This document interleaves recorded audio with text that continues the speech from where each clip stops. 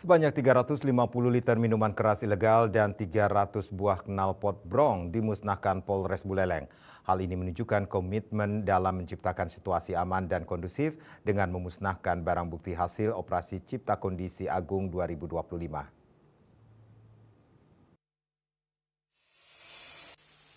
Dalam operasi tersebut, aparat kepolisian berhasil menyita 350 liter minuman keras miras ilegal serta 300 knalpot brong yang kerap digunakan untuk balap liar dan mengganggu ketertiban masyarakat.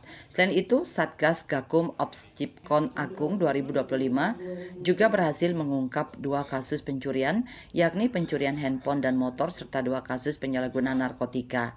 Melakukan serangkaian Polres Buleleng dipimpin Kanit 1 Bidum, Demiral, melakukan serangkaian penyelidikan dan mengarah kepada pelaku atas nama inisial DNS alias Dian Jisung. Kemudian pada hari Senin tanggal 3 Maret 2025 sekira pukul 21, Denpasar Poleng melakukan penangkapan terhadap pelaku di Taman Kota Singaraja, Kabupaten Buleleng.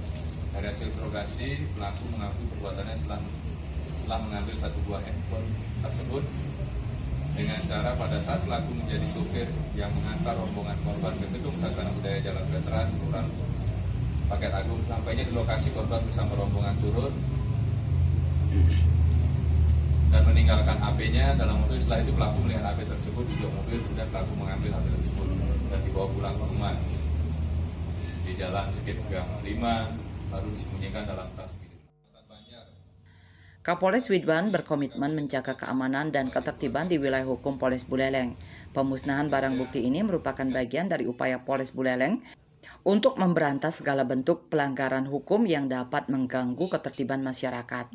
Yasri Yuli, Bali TV.